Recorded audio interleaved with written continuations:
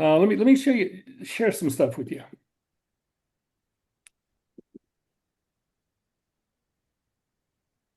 Let's see if I can get rid of this thing. There we go. A bit.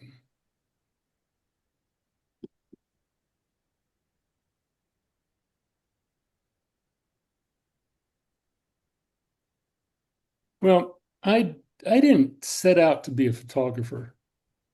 And I grew up on the Chesapeake Bay, a little harbor off the bay, and every fall, these beautiful ships would come into our harbor. There's about 60 of them, and they would raft together, and they'd be there for about 2 weeks while they were working the oyster beds up in the upper part of the bay where I lived. And I would I was absolutely enamored with them.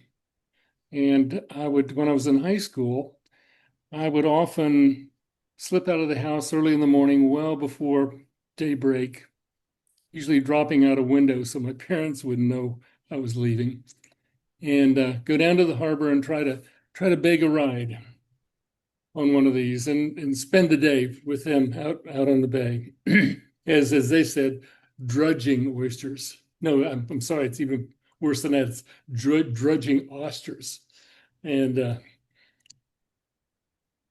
I don't think I ever failed to get a ride.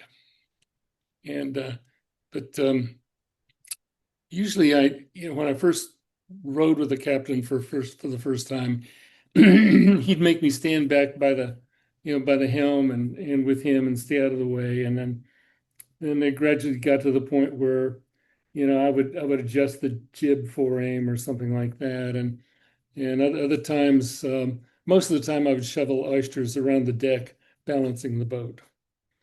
And at the end of the day, after they'd had got their catch, and either the sun was going down or the gunnels were awash, because there were so many oysters on the deck, we would sail over to a buy boat, and they would sell their catch. And then, if I were lucky, the captain would let me sail this one of his beautiful vessel back into the harbor. And I lived for those moments. And uh, my my desire, as when I was that age, was to own one of these skipjacks, to be a captain of one of them, and make my living off the bay, much to my mother's distress, because she knew that I was getting involved in a dying industry.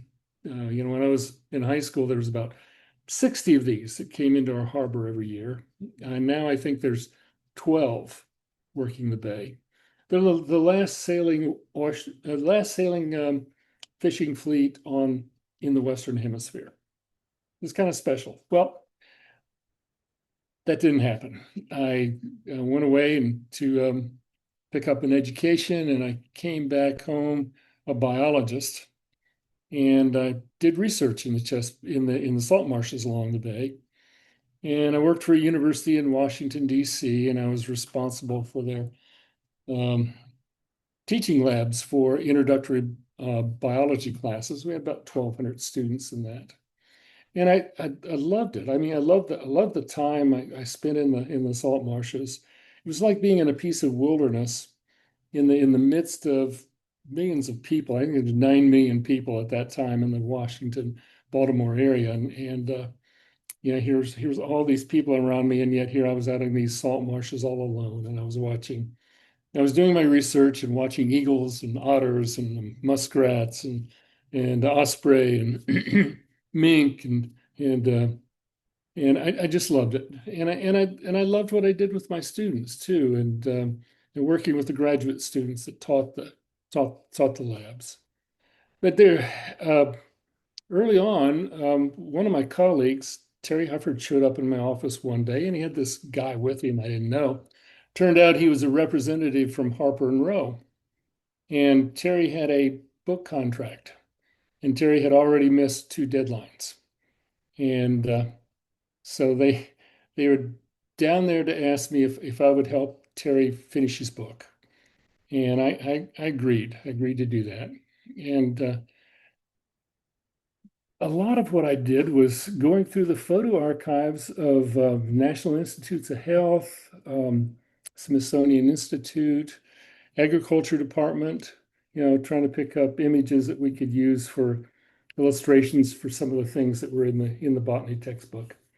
Um, and in going through the archives of the agricultural uh, department, I found the images of the farm services photographers during the 30s and was just captivated by them. I do my research I was looking for, and then I'd go over in those files and just kind of piddle and look. And I don't know, I think that was kind of a beginning of interest for me in photography.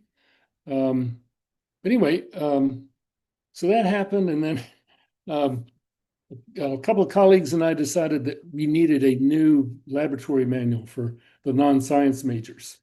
And we wanted something that would be a little different, a little fun. And so we produced this thing called 26 Excruciating Afternoons with Biology. And it was kind of, much of it was kind of tongue in cheek, and yet there was a lot of rigor to it as well. And it got picked up by Allen and Bacon, and they started publishing it. Well, I got to the point where there was I felt a dis-ease, I guess I'd say. Uh, I was my writing was interrupting my research, and my research was interrupting my writing. And I struggled with that. I didn't really know what to do with that or how I was going to deal with it. Well, but the church I belonged to at the time had uh, did a lot of small groups. As a matter of fact, we had more small groups scattered out through the community during the week than we had people that would come in for the service on Sunday.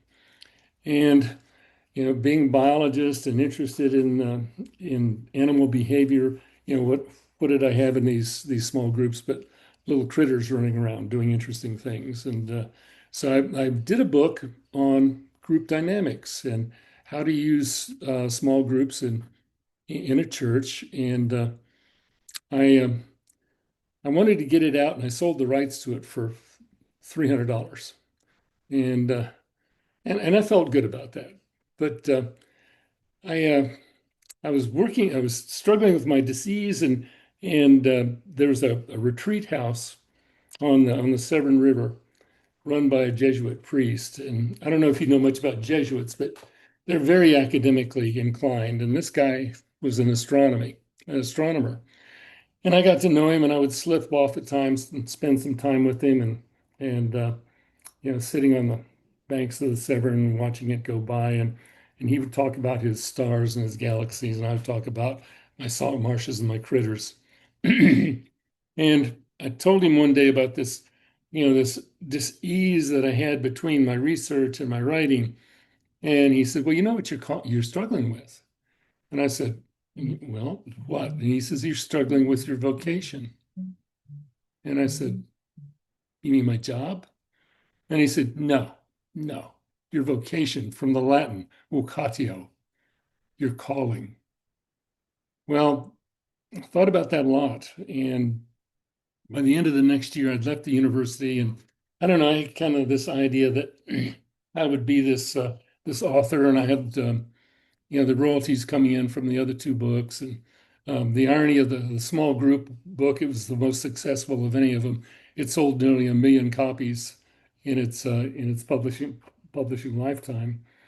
Um, but I quickly learned that paydays for authors come every 6 months when the royalties come in, and and so you got to pick up some things, in between. And I did stuff like I clerked in a milk store, and I sold type for printer, and mostly I worked as a carpenter. And most of my friends thought I was absolutely nuts. I'd left a secure university position. I probably could have stayed there the rest of my life or parlayed it into something else. And here I was, all of a sudden, just working as a day carpenter. And but I was freelancing on the side. Just started picking up a few gigs with local newspapers, and magazines, and I was thoroughly enjoying that. And I'll never forget the first time one of the magazines gave me money to travel, and I went to interview a Broadway producer, and I went, I can't believe this. People actually pay you to do this and go see interesting people and talk to them and write about, get to know them and write about it. This is crazy. Well, I'm going on too long about this. I ended up editing a magazine in um, Memphis, Tennessee, and this is not it, but this is one of the magazines I edited over the years. Um, the irony of it was the the agency that I went to was the one that had I'd sold the small groups book for $300. So I guess it worked out in the end.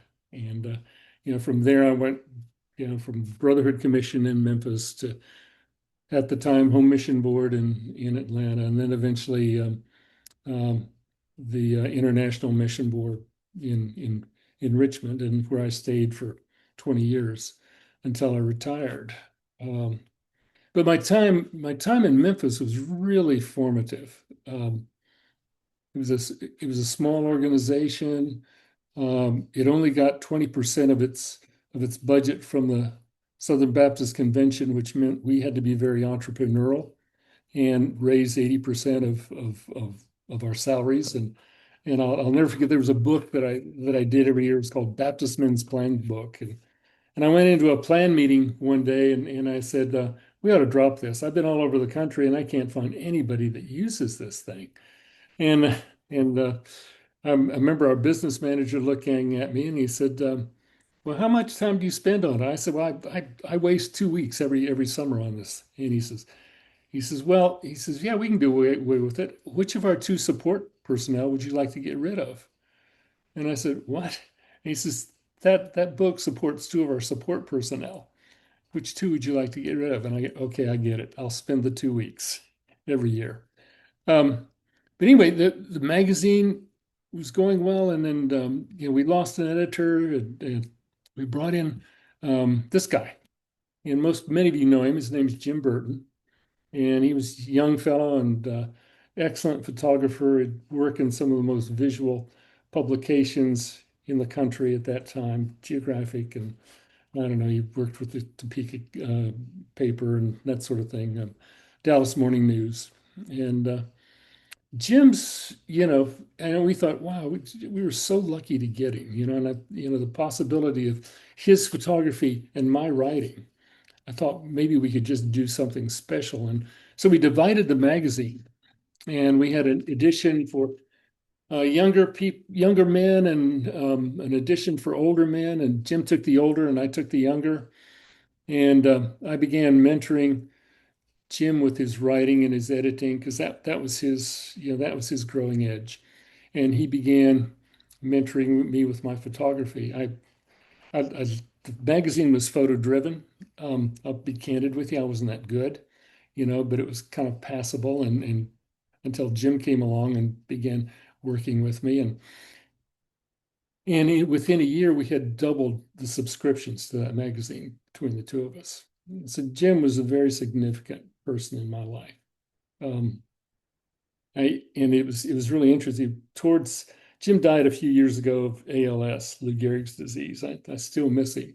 We over the years, even though we didn't live in the same city and didn't work for the same organizations anymore, we were always finding ways to do projects together, which were pretty significant.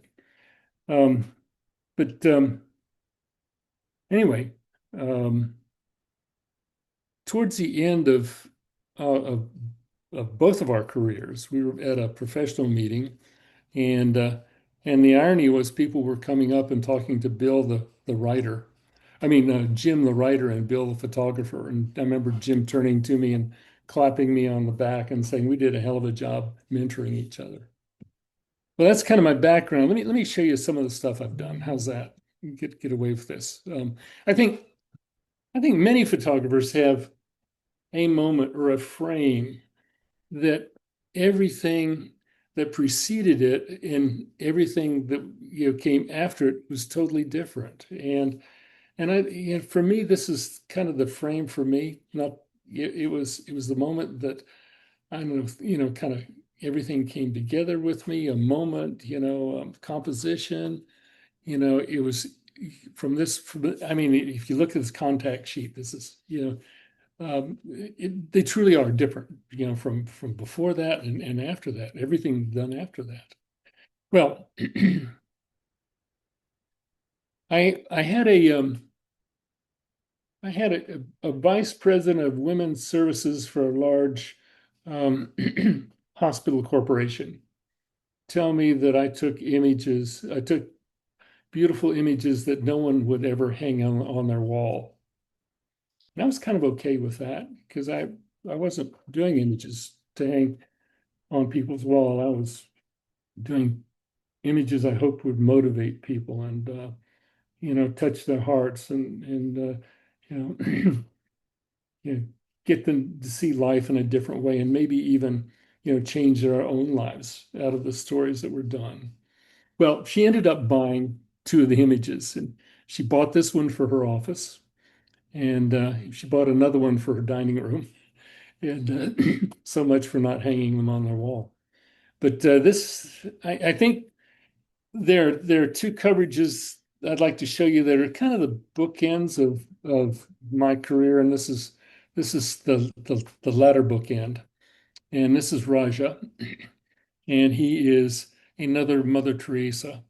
He takes the broken and dying off the streets of Bangalore, India, and cares for them, and it's death with compassion and dignity, and he has about I think he has at the time I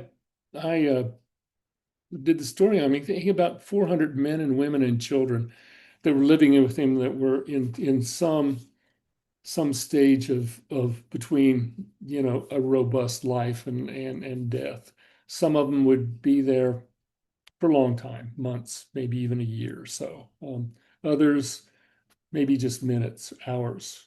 And the first morning I was there, he said, "Come with me." He says one of the children died, and nobody knew her name. They called her Sarah.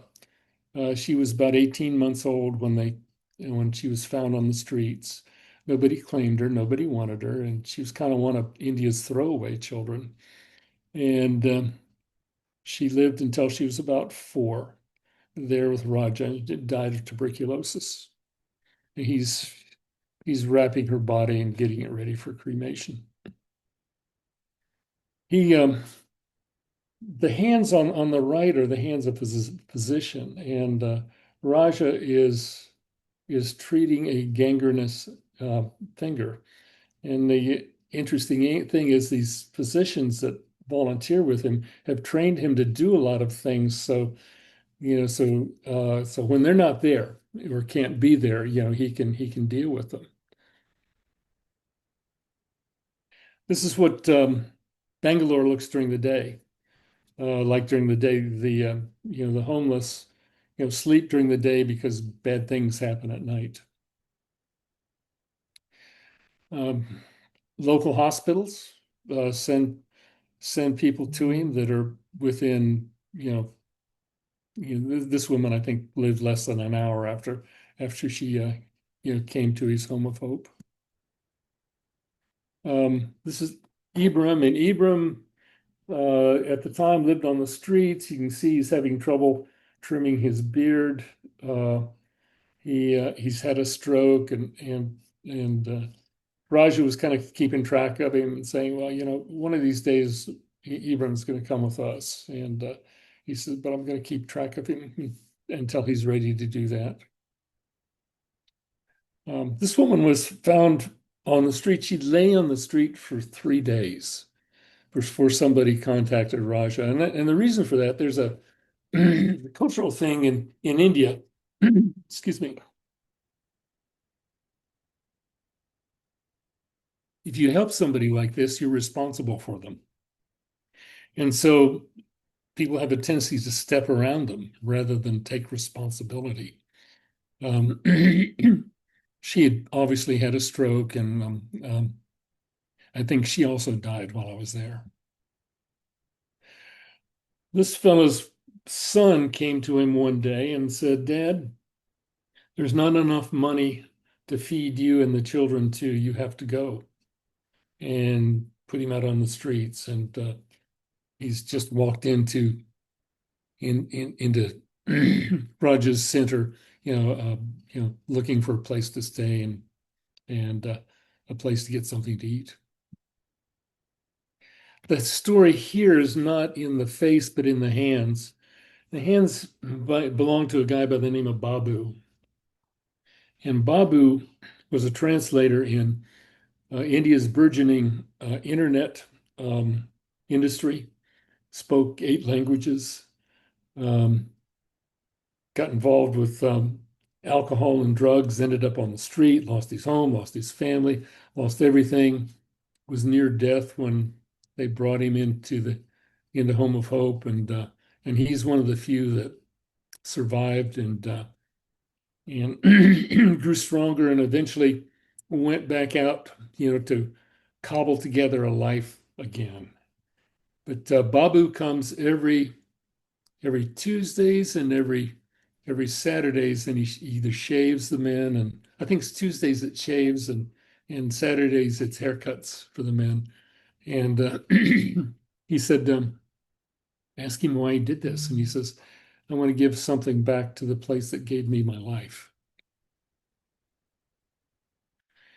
The other bookend is Children of Chernobyl, and I started working with them. Oh, gosh, I hate to even say how long ago it is. I'm not going to. Um, this young girl is kind of the worst of the worst. Um, Her exposure to radiation from the nuclear disaster. If you were to remove her gown, you would see that she did not have a left arm or shoulder. Obviously, you can see her right hand, what's happened there. Most of them, there's some of the other children at that center. And I remember asking the physician, I said, are you sure all these are the result of Chernobyl? And he said, well, let me put it to you this way. He said, before Chernobyl, 12 children lived here. Today, 76 live here. This little tyke doesn't have a complete digestive system, so they were working on constructing a digestive system for her. And this is the physician. The guy looks like he's got the weight of the world on his hands and on his shoulders, and in many ways he does. And yet he would, most of the time, once a child comes to his hospital, the parents are never seen again. They just leave them there. And so they end up, most of them only live until they're 3 or 4 years old. And so his staff, they prepare the body for burial and actually bury them. And he would walk down this row of crosses, and he'd say, "This is Sergei, and Sergei died of such and such, and this is Sasha, and Sasha had such and such." A man of great compassion. With Chernobyl, infant premature births were on the rise. I think like 20%. It increased by about 20%, I believe. And so you'd see a lot of this in the hospital. And I spent a time in the children's hospitals. Um, this is what the contaminated areas look like. And the sign says danger, high radiation, and don't come in here. Um, but that doesn't mean. As a matter of fact, this one place I learned later, after we'd been tromping around in it for a while and consulted the radiation maps, the radiation was 140 times that of background radiation. But people don't pay much attention to that. I mean, this couple was back, and they said, this is our village. This is where our families have lived for generations. And is it any worse where they took us than it is here? So a lot of people sneak back in and live in the contaminated areas. And the astonishing thing is you'll find children whose parents have crept back in. And this is the same area with with about 140 times uh, beyond normal background radiation. A lot of kids end up in orphanages. Um, I think I think the official number that the Soviets gave was 76 people died directly as a result of radiation from Chernobyl. But you look through the cemeteries and all the dates, are not, there's incredible number of dates that aren't far or long after, the disaster.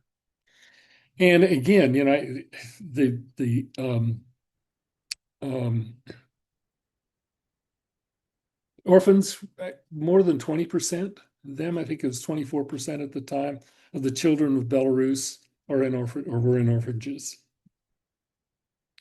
Some of the orphans, this was a brother and sister that were fortunate enough to be able to stay together.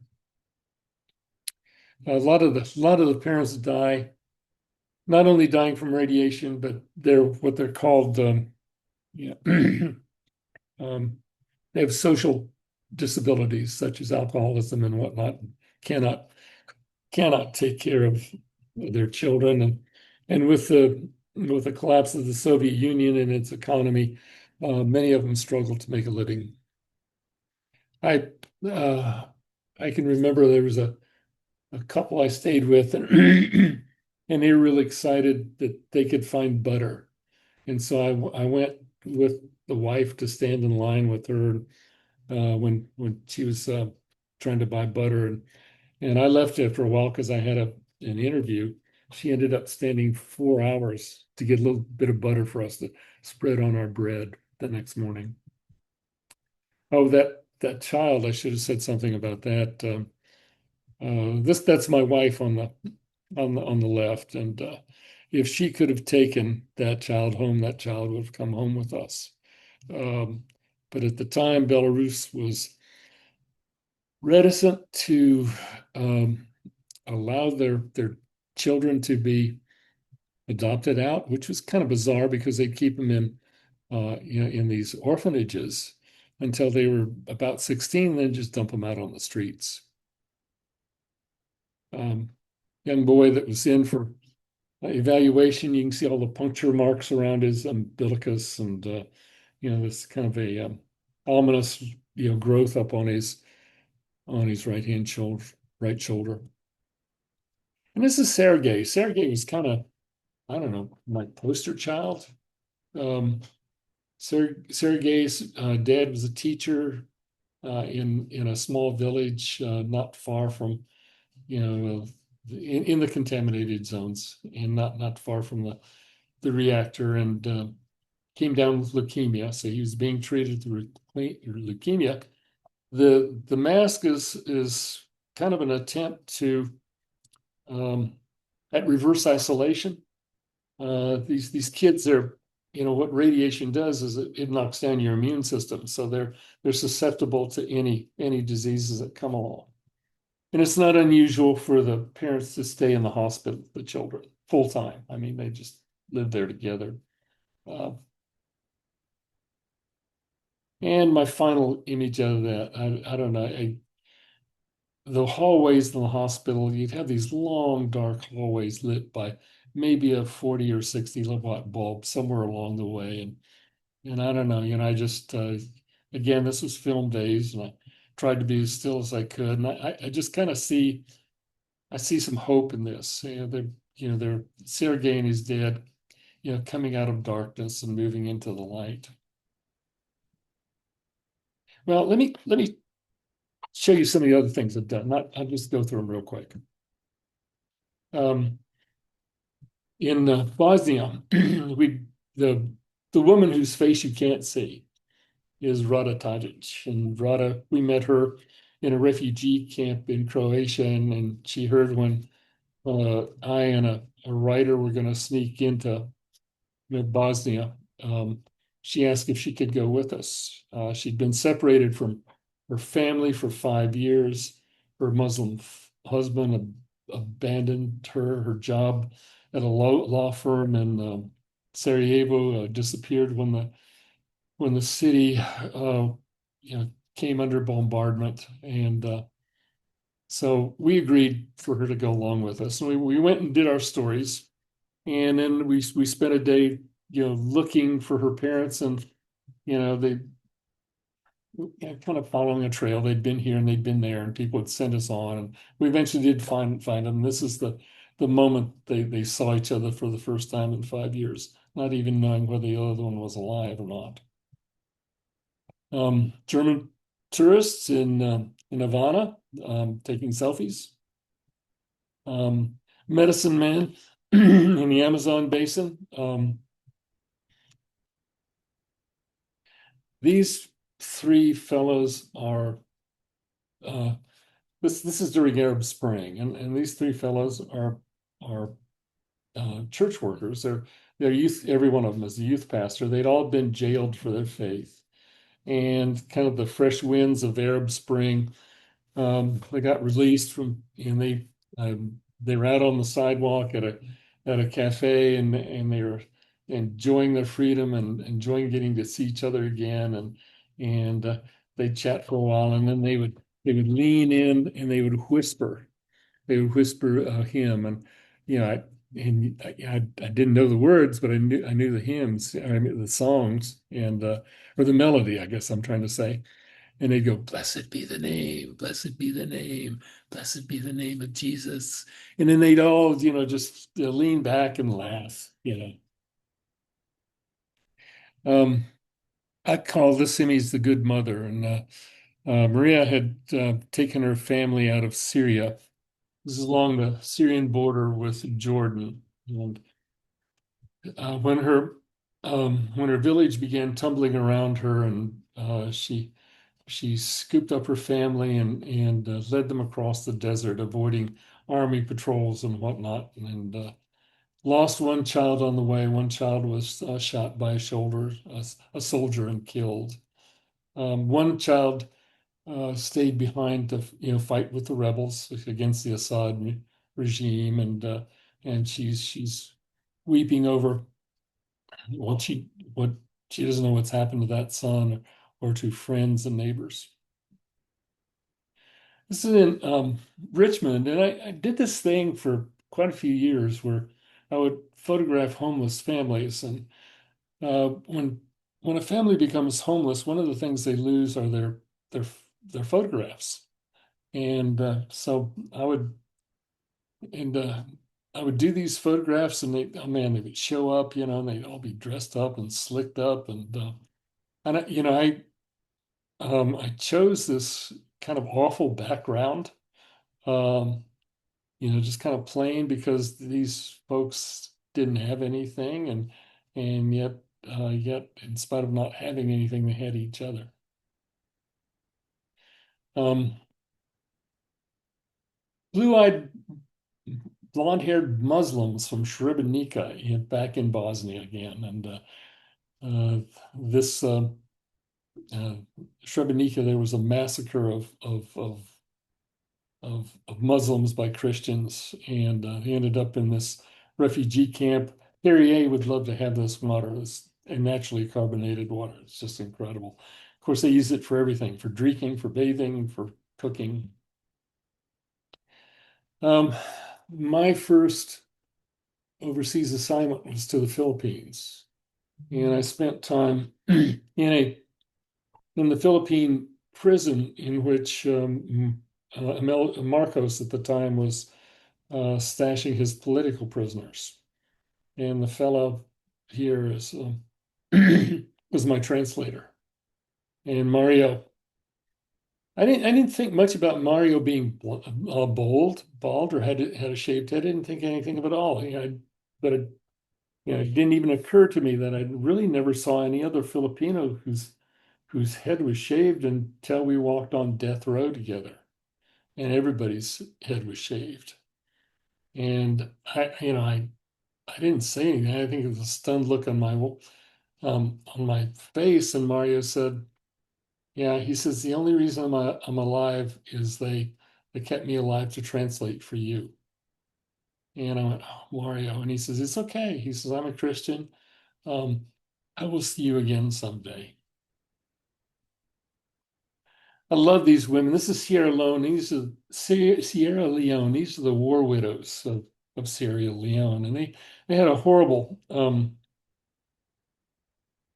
civil war. And a whole generation of primarily men was wiped out.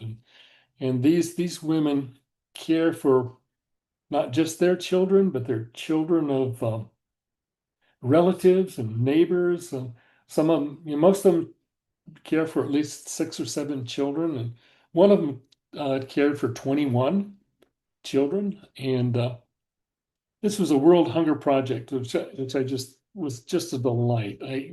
They fed these women for a year and gave them basic agricultural techniques and whatnot. And then at the end of that year, they were kind of, set loose with um, to raise peanuts and rice, and they were, peanuts and rice to eat, peanuts and rice to sell. And out of that, they began to um, go into other industries. They do jewelry and quilts, that sort of thing. But every time I showed up, I had a videographer with me, and the two of us, we'd show up and they'd say, "Oh, Bill and Dave are here," and they dance, and sing, and during the day, they'd be working, and then all of a sudden somebody would stand up and they'd dance and they'd sing, and then when we left in the evening, they'd gather around us and again dance and sing. It was just a delight. Washington D.C. and Occupy DC, Occupy Wall Street.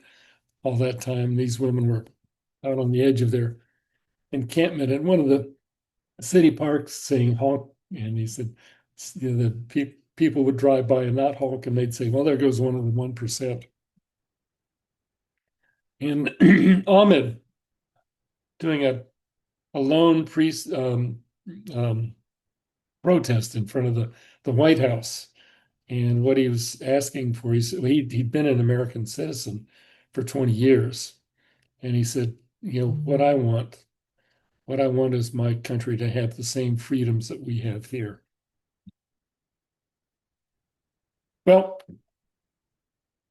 my life has changed dramatically since retired. When I first retired, I kept some freelance work going, and there was a number of things that I was deeply involved with in Richmond, at-risk teenagers, and there was an art gallery that I was a big part of, and all of that ended with COVID, and we hadn't seen our children in Memphis, for 18 months. So as soon as we had our shots, we headed for Memphis, and we decided. I remember walking around the city with my dog, and I'm remembering um, my parents dealing with my grandparents' end of life issues from half a continent away, and I decided, our children, we don't need to do that to our children. So we moved back to Memphis, and I didn't try to start the freelance again. A lot of the stuff I do is, well, this is Harlow, one of our favorite um, uh, baristas in a coffee shop. Um, my wife and our oldest daughter. Um, this is Joyce Cobb. She's a um, nationally known jazz singer, and then she performs down at a local cafe. My grandson's in a band, and it's a yeah, they're getting some attention. This year they were invited down to the South by Southwest conference or music festival, and they performed down there. He's going to have to make a decision. He's working on his PhD, and there's going to be a decision whether he stays with the band or or finishes up the PhD. I think he's leaning towards the PhD. I don't know, just things that I see. I still enjoy, photographing. My dog, the dog park. There's a nonprofit in town that I do a fair amount of work for. It's called Thistle and Bee, and it's a program that helps women come out of the sex trades. There's a year, a year that they're housed and fed, and at the end of it, they come out with some work abilities, and one of them is beekeeping. I just ran it. This is our one of our local park. We have the largest um, urban farm in the country, and it sits right kind of right in the middle of Memphis, and not a little off to the side. But anyway, ran across this image one afternoon driving through, and what this what this woman had to do to get to that horse on that wheelchair off of some really rough ground was just amazing. And I didn't go up to her. I felt like this was a moment that I didn't want to interrupt. And so I just enjoyed the moment myself and went on. I do a fair amount of work still with our church. We have a quarterly magazine that comes out, and I always have images in it, and usually have a story that I've written. I thoroughly enjoy that. This is a church that's downtown. We are the oldest public building in continuous use in the city of Memphis, and its congregational started in the 1830s. Um, robust ministry to the homeless, which just surrounds us. Um, we feed 200 and some people every Sunday, and also there's food, go bags and that sort of thing during the week. This is one of our local news anchors, Joe Birch. And I remember seeing him the first time we moved to Memphis, and I thought he's not going to be here long. He's got the looks, he's got the personality, he's got the charisma. The one of the networks is going to snap him up, but he made the choice to stay here in Memphis, and he also works with the homeless and the hungry. Um, it's quite a place in that we bring in different speakers. This is Padraig Tuma on the right, and Padraig is an Irish theologian, poet, and our rector, our main pastor, Scott Walters, and is interviewing him one night, and we always have every spring we have this speakers series, and just have some really incredible individuals that come through, and I enjoy being part of that. Well, that's kind of it, except for one more photo, and every time I ever got to Nairobi, I would go out to the giraffe park and kiss giraffes. And what you do is they've got these little biscuits, and you stick it between your lips, and you hold it out there, and a giraffe comes up, and sometimes they'll very gently take it from you, and which is delightful. Other times they'll use the 18-inch tongue just to slurp right across your face and get it that way. Anyway, that's it. I'll stop the share.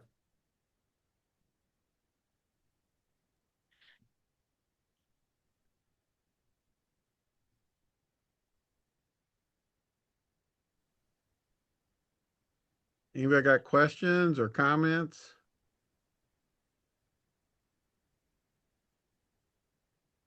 I got to say, wow, thank you for sharing. That was uh, brings back some good memories and it was inspirational as well. Yeah, Thank you. we kind of missed each other at the home board. I came after you'd already moved on. Right. Yeah, Yeah. but Yeah. but you're a legend there. Well, and we both, I think we both remember Don Rutledge so well. He was a real inspiration to me. Yeah, me too. Yeah, yeah. Don was something else. He first first I met him was he saw something I had done in the magazine in Memphis, and he wrote me this long letter, and very affirming, and yet at the same time he was um, also suggesting maybe other ways that I could have done that coverage. And very much, like many of us, he kind of became a mentor for me, and got to work with him about 6 months at the international board before he retired. And I used to, he would bring these, I came in as, they called it director of presentation, and that involved the designers and photographers, and these folks would come in to see Don and show them young photographers, show them in their work, and Don would bring them by my office and say, "Hey, why don't we go out to lunch together?" And I'd go out to lunch together. Yeah, I want you to see this guy's work. So I'd look at it, and it wasn't much, and I'd think to myself, why is Don wasting his time? You know? And then I'd see him a few months later, their work was really changed. It showed promise, and they were doing some wonderful things. Don was an incredible, mentor to just, I guess I would say, mm, scores of photographers. Bill, I'm going to go in a second. I just wanted to thank you again for all that you contribute. And I think if I was titling your presentation, I would say it was a life well spent. I Oh, don't think many people can look back on their life and look what they've accomplished and more than accomplished, what you've given to other people. And I'm truly moved by it. I'm moved by the risks that you've taken and the compassion that you've showed. And I thank you for that. I love to tease you, but I really admire you, and I thank you for this. yeah. It's mutual, yeah. I remember meeting you when my daughter went up to Western Kentucky, and you told her she would be bored her first year, and and that kind of happened in a good way. She called me up one day, and her first semester there, and she said, "Dad, would you be disappointed if I didn't become a photojournalist?" And I said, "No." And she had the whole university experience. It just, she was our solid CB student in high school, and got up to Western Kentucky, and her first semester was a 3.75, and then she transferred back to Memphis, and and when she graduated fourth in her class. So it's yeah. So I don't understand. So you say we ruined her or we didn't ruin her? Well, you certainly changed her. But she began seeing the world in a broader perspective, and that's what she'll say. That's what she learned out of her time with you. Sometimes that wasn't the best thing, but I appreciate that. Yeah, yeah.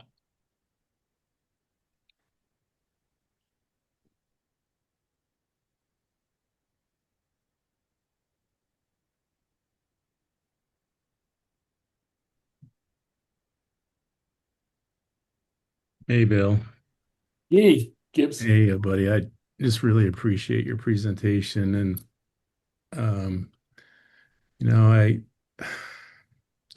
part of me really likes to see sacred cows challenged and torn down. And I think one of the sacred cows that I've always heard growing up was that the pictures are worth 1,000 words. And I could editorialize on that, but could you, being a writer and listening to the narration of your pictures, could you speak to that thought? Do you feel that it's adequate, that it's accurate, I should say, or what's your admonition to people who either can't write or don't want to write Hmm. to include extra copy and information about their pictures? Well, words and images go together. They're both visual. We're creating visual images in people's heads, with the the photographs that we present them, and also the words that we present to them. And not everyone wants to, or maybe even has I'll say has the inclination to do both. Most of my career I remember, I flirted with geographic at one point, and the advice I got up there was, choose one or the other. Either choose the photography or choose the writing. He said, and major on that. And I just couldn't do it. I guess it was, something in my makeup, and maybe, out of the experience that Burton and I had together, I think that was really formative. I would say that, if you're going to present photography, I think if you're not going to do the words yourself, look for a good wordsmith to work with you, because it'll enhance your images. I mean, people look at them, and I don't know. For me, I wanted them to go further than that. I wanted not to just be inspired by the images, but challenged to do something about whatever it was was presenting. Would you share the time that your dad hung up on you? And he worked at Geographic, didn't he? Yes, he did. Yeah. But can you tell the story of why he hung up on you? Yeah, yeah. He was Geographic's resident engineer, and he did some really cool stuff. Um, his camera systems were the first to take pictures from out of outer space from the early Redstone rockets. He worked with Jacques Cousteau on a lot of his stuff, his Minium submarine and that sort of thing, and worked with photographers to light the Great Hall of the UN. And anyway, he retired, and we were living in Memphis. And he followed us down. Your mom followed us down. One day, I guess I'd turned 40. I think that was the big thing. And he was sort of going, we were on the phone, and he says, what's with you? What's going on? You don't seem yourself. And I said, well, I don't know. I'm just realizing, that the limitations. There's some things that I really wanted to do, but I probably will never get to do them. And he says, well, like what? He said, when I said, well, I've always wanted to get into, the Himalayas. I think that'd be really cool. I'd love to do that. I was big into, at that time, I was big into backpacking. Or the Andes. I'd love to get down there. And Dad said, did you see the latest article? And it was, I can't remember the guy's name right now. It's escaped my head, but he was one of the early writer photographers at Geographic, and he had done this article on Indians living at 14,000 feet and above in the Andes. and he said, did you see that? And I said, yeah, it's just beautiful. He says, well, well, he's 76 years old, and slammed the receiver down. I got it. I got more of life ahead of me, and I ended up in the Andes and in the Himalayas and a few other places in between. Yeah. So I'm really a poor tourist. Um, I've been to Paris, and I've never been to the Eiffel Tower or the Louvre. Always meant to. I've been to Cairo, and I've never been to the pyramids. Always meant to do that too, and actually started out to get there one day, and this was during Arab Spring, and a demonstration had broken out, so I waded into the demonstration. The stories always took precedent for me above the sightseeing. So I'm just a lousy tourist. Yeah. Can you share the other thing that I remember you in your leadership position, not just as a writer or photographer, but leading people, and people would always want to come and work at the IMB.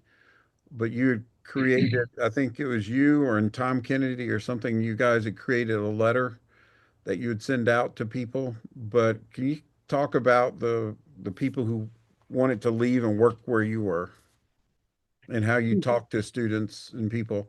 I think Jerome had to do that. Dave's done that, and I think Jim Morris also as a leader has had to deal with those type of situations.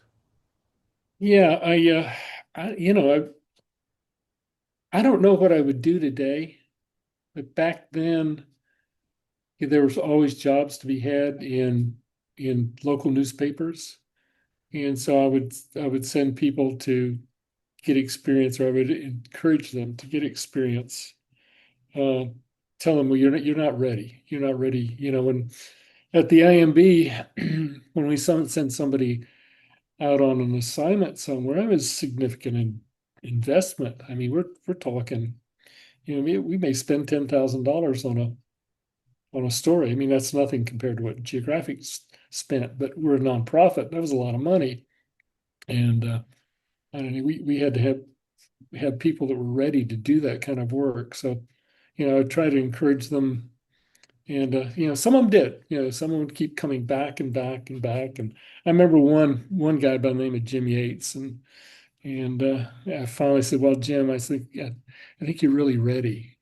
And he says, "Well, I want to do 6 months in China. Will you still take me on after you? I'm going to teach over there. You're going to take me on. Would you take me on after I do that?" And I said, "Yeah, Jim, I will. Yeah."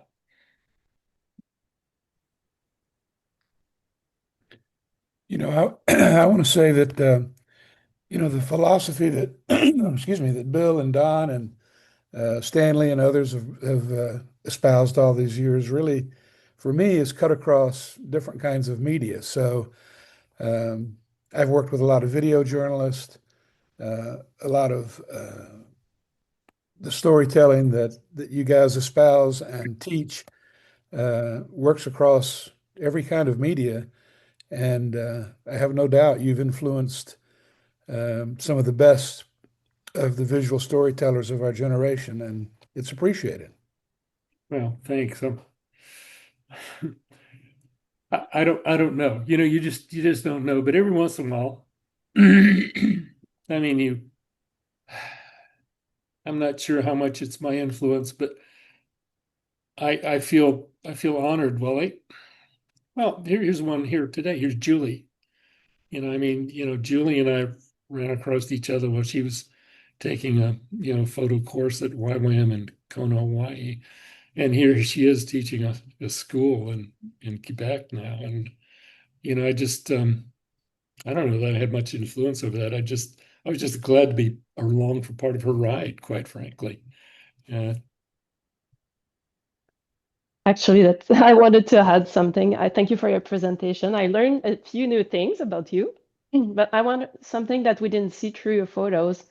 I think it's yeah, all the influence you had and how many people you inspired, even like through Zoom with our two schools. And I really appreciate that. Thank you for investing in others in the younger generation also. Um, yeah, I'm really grateful for that. And yeah, um, you influenced me, actually inspired me also in stories, the few stories I made. So thank you for your help also for mentoring me. Julie does beautiful work, and I'd love to see her do more. I really do. It's just gorgeous work. Um, yeah.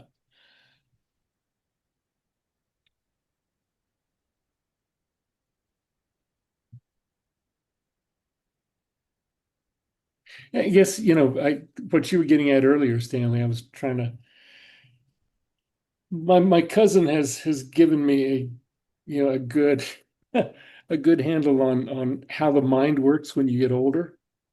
It's like stacking boxes in an attic. And in one of those boxes, there's this certain Christmas ornament that you want to get, but you're not sure which box it is. So you end up going through all these boxes before you finally find it.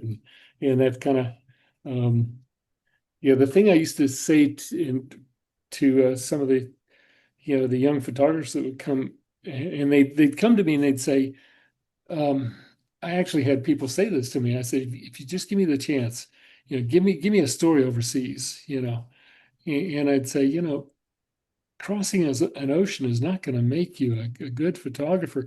You've got to be able to do it out your own back door first, and then you can do it on the other side of the ocean. And Jerome reminded me that I wasn't doing it in Hickory Rec because he looked at my work and I knew I hadn't impressed him at all because he just went, "Oh, okay. Yeah, you're a nice kid." I had a lot to learn early on. I don't know how many of you guys are the same way, but we think more highly of our abilities. And as I get older, I start to realize uh, how much I still have to learn. Yeah. Yeah, I remember Stanley being a bit of a pest, but he was always hanging around. He was always asking questions. He was always inquisitive and always wanting to challenge himself. But he was kind of a pest from time to time. Oh, not Stanley. Yeah, between Jerome and my uncle Nolan, I had accidentally gotten a coin, this money to come out of the phone machine. Jerome was saying keep the money, and Nolan was trying to tell me you need to give that back. And between the two of them, I learned more about morals and values. I think sometimes he was a joy to be around. It was fun. Yeah, we had a good time. All right, guys, I got to drop off too. I got some things to do, but thanks. I've really enjoyed it. It's been wonderful. Thanks. Thank you. Good to see you, Jerome. It's been Good a to while. see you. Yeah, it's been a Yeah. while. Yeah. And as we get ready to sign off, anybody else have any other comments just before we go?